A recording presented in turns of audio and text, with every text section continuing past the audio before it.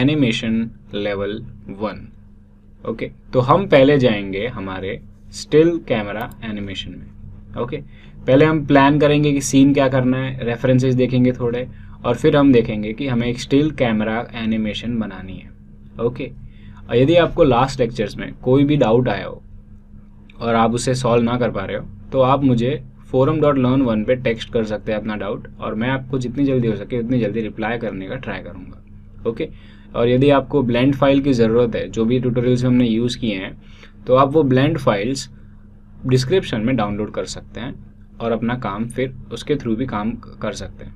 Okay, so friends, यहाँ मैंने मेरा ब्लेंडर स्टार्ट कर लिया है और मैंने एक प्लेन ऐड किया है जो होगा हमारा बेस। ओके, मेरे रेफरेंसेस के लिए मैं हर बार गूगल पे ही जाता हूँ, तो हम रेफरेंसेस पहले देखते हैं कि हमें क्या बनाना है। हम एक बाउंसिंग बॉल का एक एनिमेशन क्रिएट करेंगे। पहले हम देखेंगे कि बाउंसिंग बॉल हम किस तरह से कर सकते हैं, हम एक बॉल को किस तरह से बाउंस कर सकते हैं। ओके, इसके 3 तरीके हैं, हम तीनों को देखेंगे।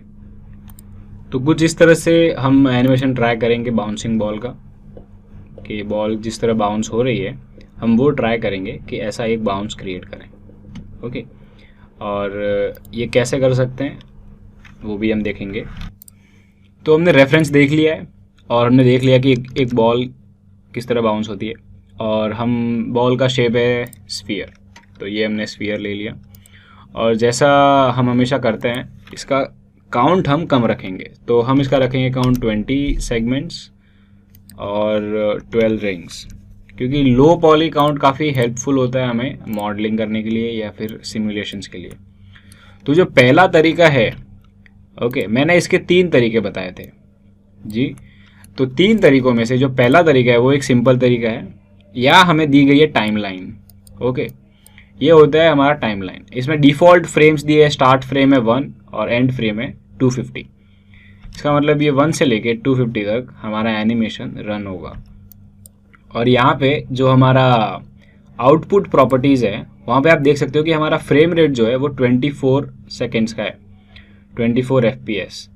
तो 24 FPS कितना होता है, यहाँ पे कितने सेकेंड्स का एनिमेशन बनेगा वो हम यहाँ पे डिवाइड करके देख सकते हैं। और ब्लेंडर के आप किसी भी डायल में मैथमेटिकल ऑपरेशन कर सकते हैं, ये एक हैंडी टूल दिया है इसके साथ। तो ये 10 सेकेंड का एनिमेशन है टोटल।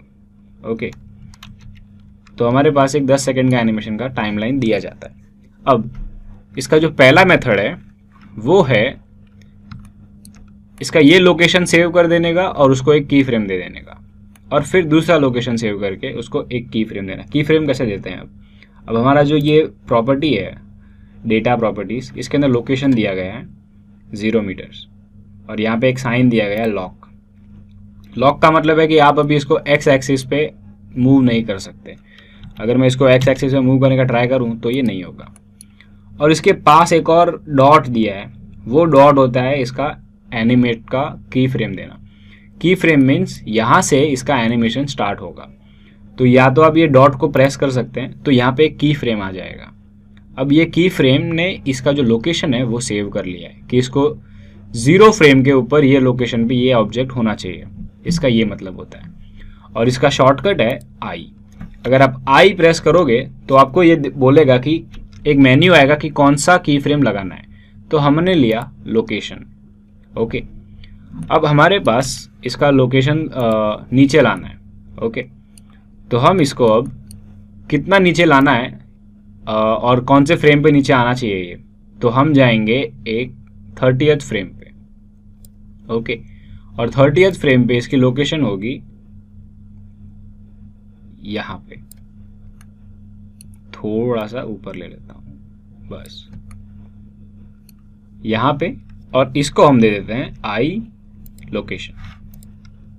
तो अब हमने एक सिंपल सी एनिमेशन क्रिएट कर ली है। और इसको हम कॉपी करके मल्टीपल टाइम्स क्रिएट कर सकते हैं। इस तरह मैंने पूरे फ्रेम्स कॉपी कर लिए।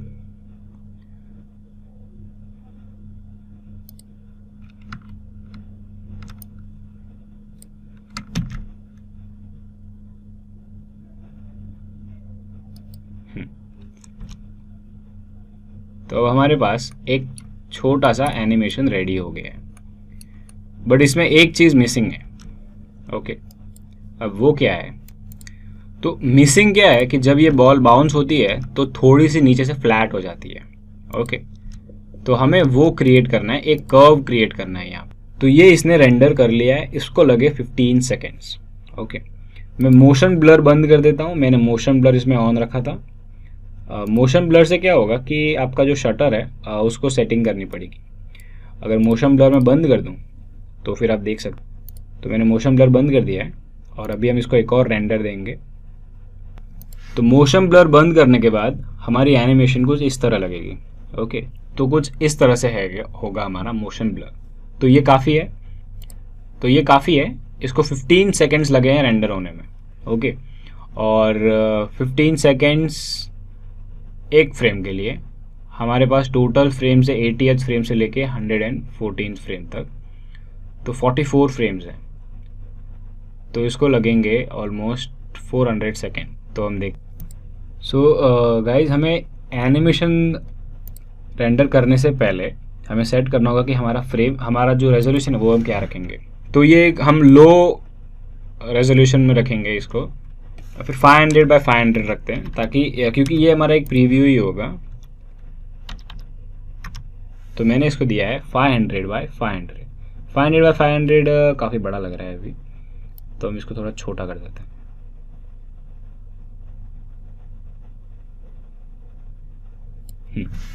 अब इसको प्ले करके देखते हैं। तो ये हमारा फ्रेम में आ गया है पूरा, और हमारा जो कैमरा है हम उसको थोड़ा सा ऊपर ले लेते हैं बस, ताकि हमारा जो पूरा फ्रेम है वो फिल रहे अच्छे से। और हमारे जो कैमरा का डेप्थ ऑफ फील्ड है वो हम रखेंगे बॉल पे, स्फीयर। ये 15 मिलीमीटर है, इसको थोड़ा सा, ओके ये काफ़ी है।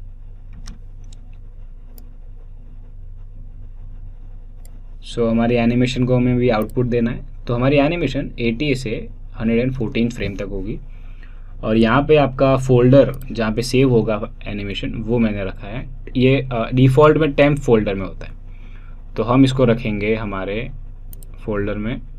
हम एक न्यू फोल्डर क्रिएट करेंगे, एनिमेशन। और एनिमेशन में आपको एक और फोल्डर क्रिएट करना पड़ेगा, इमेजेस, क्योंकि हमारा जो एनिमेशन है वो पर फ्रेम के हिसाब से रेंडर होता है, तो हम हर फ्रेम को बाहर निकालेंगे। ओके, और अभी अगर हम हर फ्रेम निकालेंगे तो उसमें टाइम लगेगा ज़्यादा, बट ज़्यादा टाइम नहीं लगेगा इसमें। तो एटलीस्ट आई गेस 5 मिनट लगेंगे मैक्सिमम। तो हमने, आप जब भी एनिमेशन रेंडर करें तो आपको ओवरराइट चालू रखना है। ओवरराइट में क्या होगा कि लेट्स से आपका 100 फ्रेम पे ये क्रैश हो गया और बंद हो गया, या आपका पीसी बंद हो गया, तो अगर ओवरराइट नहीं होगा तो जब आप फिर से एनिमेशन डालोगे तो वो 80th फ्रेम से फिर से चालू करेगा। बट अगर ओवरराइट चालू होगा तो जहाँ पे इसने लास्ट रेंडर किया था ये वहीं से कंटिन्यू रखेगा। ओके, तो अब हमारा जो आउटपुट है वो हमने सेट कर लिया है। मैंने PNG रखा है, ये इमेज फॉर्मेट काफ़ी अच्छे से हमें देता है आउटपुट, और हमारा रेंडरिंग 64 पे है जो काफ़ी है। तो अब हम इसको दे देते हैं रेंडर एनिमेशन।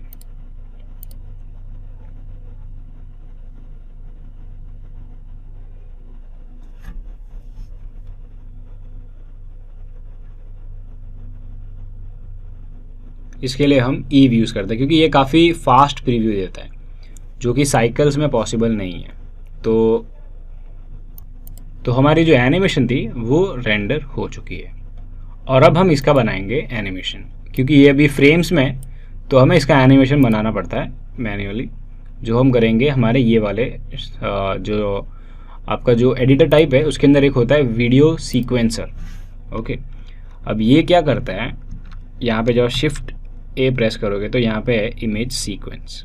ओके, तो हम जाएंगे इमेजेस में, और ये मैं सिलेक्ट किया ऑल। A सिलेक्ट करके आप A प्रेस करके ऑल सिलेक्ट कर सकते हैं। ओके, और ये हमने किया ऐड इमेज स्ट्रिप। तो ये हमारा एनिमेशन यहाँ पे आ गया है, और अब ये इसको रेंडर आउट करेगा। हमारा एनिमेशन ओके, तो अब हम इसको दे देंगे रेंडर एनिमेशन।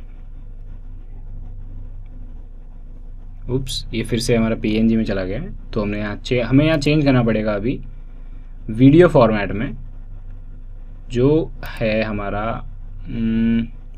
एमपेग, और एनकोडिंग रखेंगे हम एमपेग 4, ये होगा MP4, और हम इसको रखेंगे थोड़ी हाई क्वालिटी, और एनकोडिंग रखेंगे गुड। चलिए, तो हम इसको दे देते हैं रेंडर एनिमेशन। सो फ्रेंड्स, ये रहा हमारा एनिमेशन। ओके, और एक मिनट मैं फिर चला देता हूँ। 1 सेकंड का एनिमेशन है हमारा, और ये कुछ इस तरह से हमें आउटपुट दे रहा है।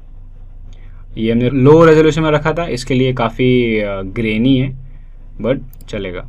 अगर मैं इसको बड़ा कर दूं, नहीं, तो ये था हमारा पहला एनिमेशन टाइप जो हमने किया है, एक सिंपल की फ्रेम देके। और अब हम जाएंगे हमारे नेक्स्ट एनिमेशन टाइप में। अगर आपको एक रेफरेंस के लिए देखना है कि अगर हम इसको साइकिल्स पे करते तो कितना टाइम लगता, तो मैं साइकिल्स की शेडिंग कर देता हूँ, उसको लो रखूँगा थोड़ी 50, और डीनॉइजिंग में रखूँगा चालू, ओपन इमेज डीनॉइजर, और हम एक इमेज रेंडर करेंगे इसकी। तो इसको पूरी इमेज रेंडर करने में लगता है 8 सेकेंड्स, और हमने ईव पे हमारा पूरा एनिमेशन रेंडर किया था 15 सेकेंड्स में, तो इतना टाइम डिफरेंस हमारा आ जाता है। अगर 8 सेकेंड्स लग रहे हैं और हमारे पास ऑलमोस्ट 34 फ्रेम्स हैं, तो लगभग हमारे 1.5 से 2 मिनट लग जाते हैं इसमें। इसके लिए हम ईव मोस्टली यूज़ करते हैं हमारे प्रीव्यू के लिए, जो काफ़ी फास्ट है। बस ईव में डिफरेंस ये आ जाता है कि आपको जो रिफ्लेक्शंस वगैरह आते हैं, शेडोज़ होते हैं, वो इतने अच्छे नहीं होते जितने साइकिल्स दे सकते हैं। तो जो हमारा पहला एनिमेशन मेथड था वो हमने कंप्लीट कर लिया है, जो होता है एक नॉर्मल की फ्रेम देने से। फिर जो दूसरा एनिमेशन टाइप है, पहले मैं इन सबको सिलेक्ट करके हाइड हाइड हाइड हाइड। अब जो दूसरा एनिमेशन टाइप है, ओके, यहाँ पे टाइमलाइन ला देते हैं हम पहले।